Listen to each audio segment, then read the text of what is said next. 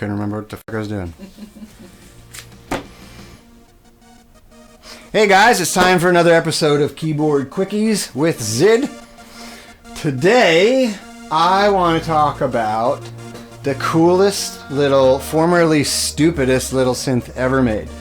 And that is the Yamaha CSO1 and CSO1 II. As always, before we get started, say hi to our little ninja friend.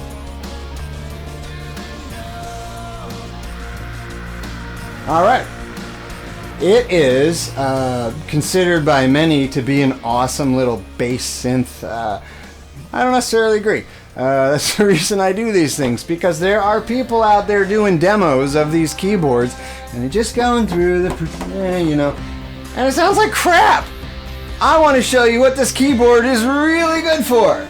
Now, I was lucky enough to do a job for a friend, and as payment, he gave me the original CSO1. This little guy, 1982, with the optional guitar strap loops installed.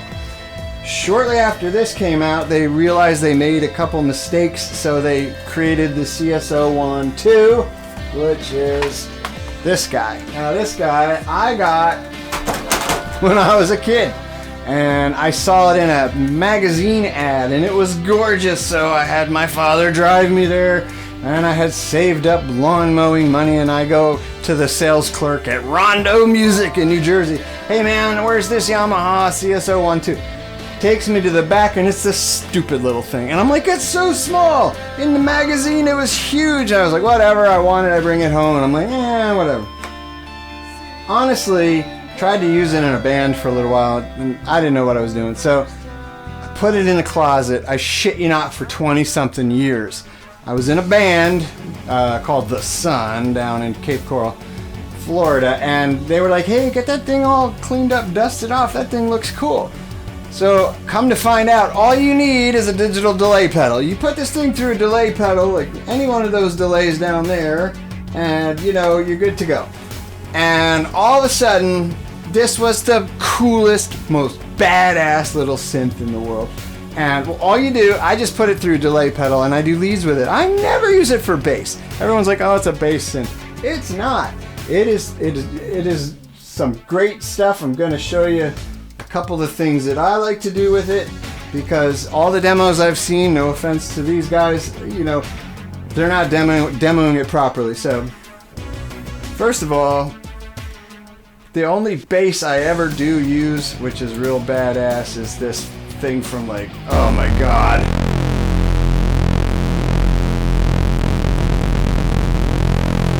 Yeah. That's nice. But you take this thing on stage and you do leads like this, man.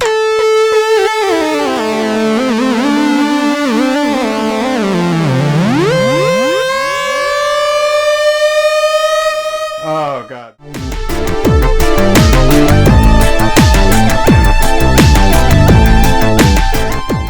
And my other go-to lead is this one, and I do this with my band COBRESS to this day.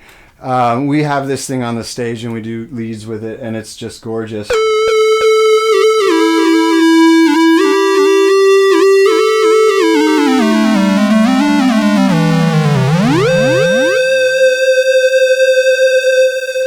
So what we do is, I have, of course, the guitar strap on this one as well. Now, I didn't know it came with a guitar strap. A friend of mine, Duke Spencer, was like, hey, you should put a guitar strap on that. So I actually took it apart, rigged one myself. I bid nuts and bolts before I knew you could just buy it that way. But anyway, man, you can do wind with howling winds.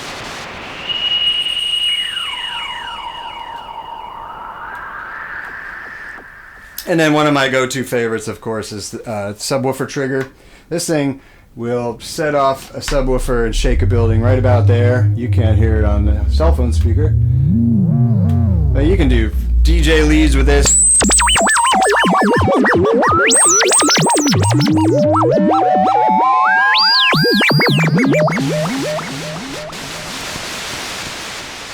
So anyway,